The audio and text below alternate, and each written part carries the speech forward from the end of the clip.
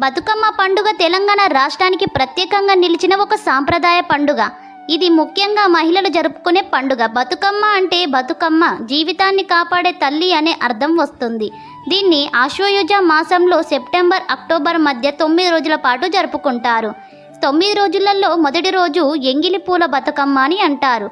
బతుకమ్మ పండుగ 9 రోజుల ఉత్సవానికి ఇది ఆరంభం. దీన్నే ప్రథమ బతుకమ్మ అని అంటారు.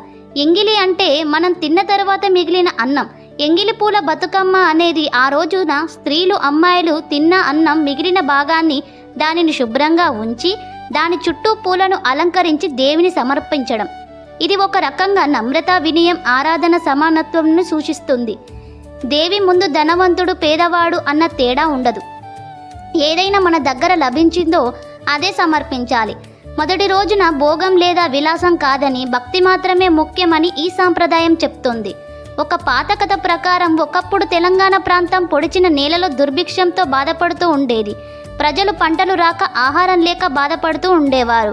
ఆ సమయంలో గౌరీదేవి భక్తులు అన్నం మిగిలిననైనా గట్టి దిండలైనా సమర్పించి, అమ్మ మాకు పంటలు పండించు, మాకు జీవనోపాయం ఇవ్వు అని ప్రార్థించారు.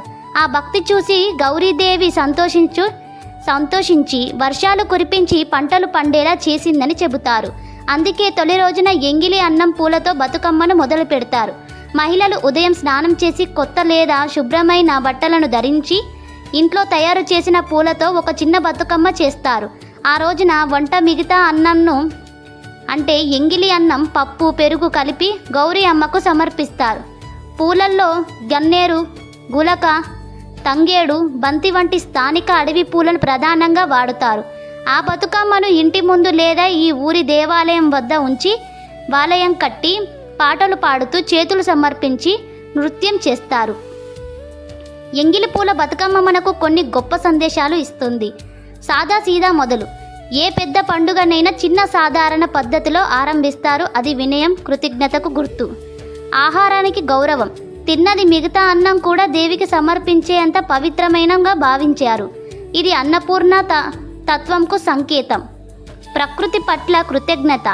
పూలతో చేసే అలంకరణలో అడవులు, సువాసనలు, రంగులు ఉంటాయి. ప్రకృతి మన తల్లి అన్న భావనను గుర్తిస్తుంది. సామాజిక ఐక్యత. ఈరోజు ఎవరికైనా ఉండే పేదరికం, ధనికులకు తేడా తొలగిపోతాయి. ఎంగిలి అన్నం అన్ని సమానంగా పంచుకుంటారు. మరొక కథ ప్రకారం పార్వతీదేవి శివుడిని పొందడానికి కఠిన తపస్సు చేసింది. ఆ తపస్సు సమయంలో తిన్నగా మిగిలిన అన్నం కూడా భక్తితో భగవంతునికి సమర్పించేది. ఆమె భక్తి చూసి శివుడు సంతోషించి ఆమెను అంగీకరించాడు. అందుకే మొదటి రోజున తిన్న మిగిలిన అన్నం, సాధారణ పూలు సమర్పించడం ఆ తపస్సు గుర్తుగా కొనసాగుతుంది. ఆ రోజు పాడే పాటలు ఎక్కువగా సాదాసీదాగా ప్రకృతిని ప్రశంసించే గౌరీ అమ్మకు కరుణంగా వర్ణించాయి. అమ్మ, మేము సాధారణంగా పూలు తెచ్చాము, సాధారణ అన్నం పెట్టాము, కానీ మా మనస్సు మాత్రం నిజమైన భక్తితో నిండిపోయింది అని పాటలతో భావం ఉంటుంది. ఎంగిలి పూల బతుకమ్మ అనేది బతుకమ్మ పండుగకు తొలి అంకురార్పణ. ఇది మనిషి భక్తి, వినయం, ఆహారానికి గౌరవం, ప్రకృతికి కృతజ్ఞత అన్నీ కలిపిన సాంప్రదాయాన్ని ఈ రోజు నుంచి వచ్చే 9 రోజుల ఉత్సవం రోజు రోజుకి మరింత ఘనంగా, రంగులమయంగా మారుతుంది. మీకు ఈ కథ కనుక ఇంట్రెస్టింగ్గా అనిపిస్తే మరిన్ని కొత్త కథల కోసం మా ఛానల్ని సబ్స్క్రైబ్ చేసుకోండి. అలాగే వీడియో ఎలా ఉందనేది కామెంట్ బాక్స్లో కామెంట్ చేసి వీడియోకి ఒక చిన్న లైక్ చేసుకోండి.